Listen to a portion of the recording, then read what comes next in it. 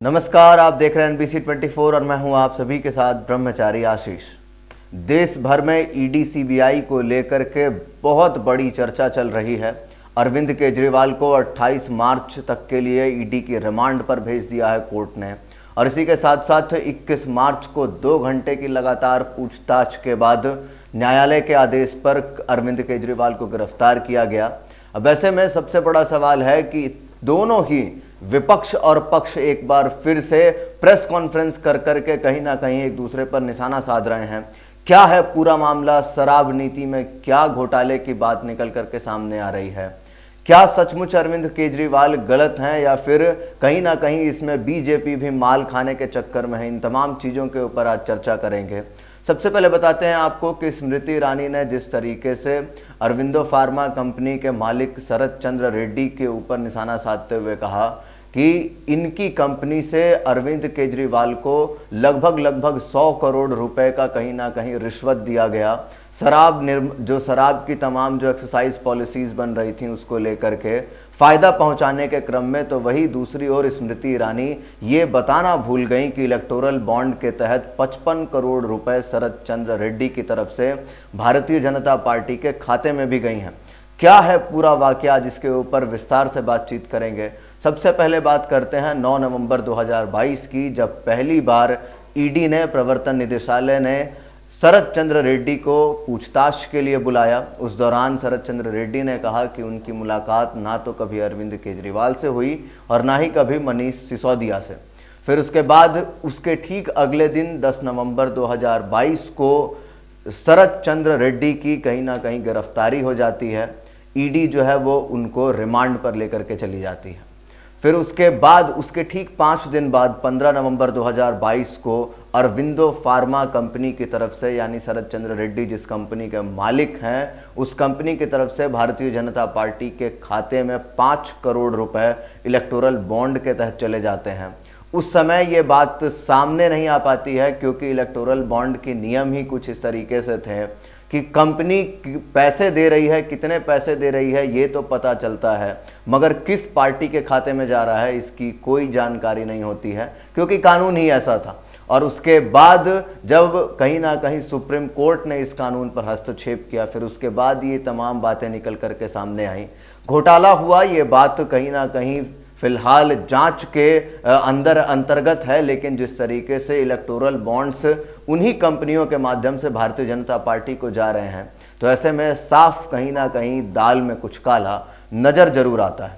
फिर उसके बाद आपको बताते हैं कि 6 जनवरी 2023 को शरद चंद्र रेड्डी को किंग पिन कह दिया ईडी ने। ईडी ने कहा कि ये जो भी एक्सरसाइज पॉलिसीज में कहीं ना कहीं फ़ायदा पहुंचाने की बात चल रही थी सरकार को, इन तमाम चीज़ों का जो सरगना का जो मालिक है वो शरद चंद्र रेड्डी है।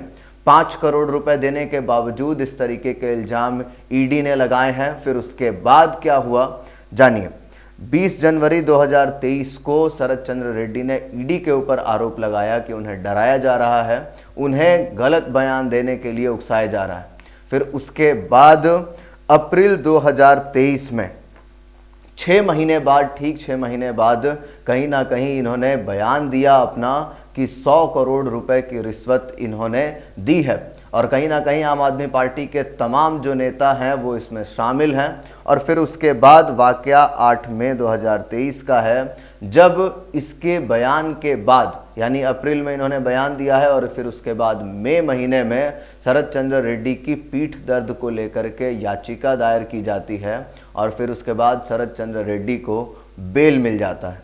देखिए, इसमें घोटाले की जो भी बात है वो कहीं ना कहीं न्यायालय उसमें जांच कर रहा है, लेकिन जो सबसे बड़ी बात है जो कि छिपाई जा रही थी वो ये है कि इन पूरी कंपनी के मालिक की तरफ से भारतीय जनता पार्टी को भी 55 करोड़ रुपए का कहीं ना कहीं इलेक्टोरल बॉन्ड गया है, कहीं ना कहीं उन लोगों को दान गया है। ये गुप्त दान होता है इलेक्टोरल बॉन्ड एक तरीके का। उच्च न्यायालय के आदेश के बाद, सुप्रीम कोर्ट के आदेश के बाद अब इसमें खुलासे होने शुरू हुए हैं, और कहीं ना कहीं उससे पता लगा कि सबसे पहले अरविंदो फार्मा कंपनी जो है वो, और फिर उसके बाद 2 उसकी सब्सिडरीज, एक है एपीएल हेल्थ केयर लिमिटेड और दूसरा यूजिया फार्मा स्पेशलिटीज़ जो है, ये 2 कंपनी के माध्यम से कुल मिलाकर के अब तक शरद चंद्र रेड्डी की तरफ से 55 करोड़ रुपए भारतीय जनता पार्टी को भी जा चुके हैं। तो ऐसे में कहीं ना कहीं रिश्वतखोरी एक अलग बात है, जहां पे फिलहाल जांच चल रही है। इसके ऊपर कुछ कहा नहीं जा सकता है जब तक न्यायालय के आदेश नहीं आते हैं। अरविंद केजरीवाल 100 करोड़ रुपए के घोटाले के चक्कर में ही अभी जेल में है, कहीं ना कहीं ईडी के गिरफ्त में है। लेकिन उसके अलावा इधर भारतीय जनता पार्टी जो खुद को साफ छवि मानती है, साफ छवि बताती है, उधर भी कहीं ना कहीं हेर फेर नजर आ रहे हैं फिलहाल। अब ऐसे में क्या कुछ होगा आगे, ये तो देखने वाली बात होगी। फिलहाल मनीष सिसोदिया भी जेल में हैं और भी तमाम जो अन्य मंत्री हैं आम आदमी पार्टी के वो जेल में हैं। अरविंद केजरीवाल भी कहीं ना कहीं हार मानने को तैयार नहीं है। अरविंद केजरीवाल का साफ बयान आया कि जेल के अंदर से ही जरूरत पड़ी तो सरकार चलाएंगे। लेकिन अभी मामला कहीं ना कहीं दोनों ही तरफ से फंसा हुआ है।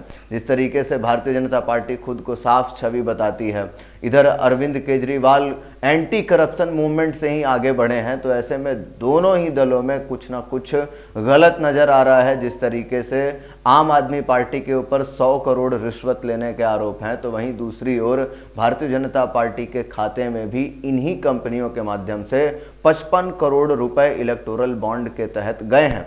तो ऐसे में कहीं ना कहीं जो चुनाव है अब की बार का वो रोमांचक हो सकता है। जिस तरीके से लगातार ईडी सीबीआई के मदद से कार्रवाई की जा रही है, गलती इसमें क्या है ये बड़ी बात नहीं है, मगर जिस तरीके से दोनों ही दल जब भी प्रेस कॉन्फ्रेंस करते हैं तो एक कहता है कि भारतीय जनता पार्टी 55 करोड़ रुपए ले रही है, तो वहीं दूसरा प्रेस कॉन्फ्रेंस करता है बीजेपी की तरफ से किया जाता है तो वो कहते हैं कि 100 करोड़ रुपए इन लोगों ने रिश्वत लिए हैं। लेकिन ये दोनों ही दल ये बताने को तैयार नहीं हैं कि उन्होंने कहीं ना कहीं जो उनके ऊपर आरोप लग रहा है 100 करोड़ का, और वहीं दूसरी ओर भारतीय जनता पार्टी से जब स्मृति ईरानी को प्रेस कॉन्फ्रेंस करती हैं तो वो कभी नहीं कहती कि उन्हीं की पार्टी ने 55 करोड़ रुपए कहीं ना कहीं इलेक्टोरल बॉन्ड के तहत लिए हैं। अब ऐसे में ये सबसे बड़ी बात है कि क्या कुछ होने वाला है, ईडी सीबीआई आगे क्या रुख करेगी, ये तो देखने वाली बात होगी। लेकिन जिस तरीके से लगातार कहीं ना कहीं अरविंद केजरीवाल पिछले 2 साल से विवादों में बने रहे और फिर उसके बाद 28 मार्च तक के लिए अरविंद केजरीवाल को गिरफ्तार किया गया है, रिमांड पर भेजा गया है, पूछताछ लगातार जारी है। 28 को जो भी कहीं ना कहीं वाकया जो न्यायालय के द्वारा सुनाया जाएगा उसके ऊपर सबकी नज़रें बनी हुई हैं। लेकिन दाल में काला दोनों ही ओर से नज़र आ रहा है। जिस तरीके से ईडी सीबीआई लगातार बड़े बड़े नेताओं को शिकंजे में ले रही है, तो वहीं दूसरी ओर शरद चंद्र रेड्डी की कंपनी की ओर से भारतीय जनता पार्टी को भी इलेक्टोरल बॉन्ड दिए जा रहे हैं। ऐसे में जनता समझदार है, जनता जानती है कि क्या कुछ है इसमें। जिस तरीके से आपको बताते चलें कि 8 नवंबर 2023 को अरविंदो फार्मा की तरफ से 25 करोड़ रुपए भारतीय जनता पार्टी को इलेक्टोरल बॉन्ड के तहत दिया गया। फिर उसके बाद 8 नवंबर 2023 को ठीक उसी दिन 10 करोड़ रुपए एपीएल हेल्थ केयर लिमिटेड की तरफ से भी बीजेपी को दिया गया। और फिर उसके बाद 8 नवंबर 2023 उसी दिन फिर से दूसरी कंपनी यूगो फार्मा जो है, यूगो स्पेशलिटीज़ जो है, उसकी तरफ से भी 15 करोड़ रुपए दिए गए हैं। यानी कुल मिलाकर के बात करें तो अब तक 55 करोड़ रुपए बीजेपी के खाते में गए हैं। और फिर उसी के साथ साथ इधर अरविंद केजरीवाल के ऊपर भी 100 करोड़ रुपए की रिश्वत लेने का आरोप लगा है। अभी तक ये जो मामला है ये कोर्ट में चल रहा है, आगे क्या कुछ होगा देखने वाली बात होगी। लेकिन एक बात तो तय है कि लोकतंत्र की हत्या दोनों ही ओर से जोरदार तरीके से हो रही है, चाहे वो आम आदमी पार्टी हो या फिर भारतीय जनता पार्टी। दोनों ही ओर से कहीं ना कहीं पैसे के लेन देन में जो बातें निकल करके सामने आ रही हैं, इससे स्पष्ट होता है कि चुनाव अब कहीं ना कहीं पैसों के इर्द गिर्द ही घूम रहा है। हालांकि क्या कुछ होगा ये देखने वाली बात होगी, मगर नेताओं के छुपने छिपाने का जो रवैया है वो कुछ नया नहीं है। इस तरीके से लोकतंत्र जो है कहीं ना कहीं ये चल नहीं सकता। अब ऐसे में वोट देने वाले जो लोग हैं, जो जनता है, वो खुद सोचे। दोनों ही ओर से इस तरीके की बातें हैं, इसमें क्या कुछ है ये आपके ऊपर। बाकी के अपडेट्स के लिए बने रहिए NBC 24 पर। अगर आप हमारे वीडियो को फेसबुक पेज पे देख रहे हैं तो हमारे पेज को फॉलो कर लें और कमेंट में अपनी प्रतिक्रिया जरूर व्यक्त करें, क्योंकि आपकी प्रतिक्रिया हमारी ताकत है, सच की ताकत है।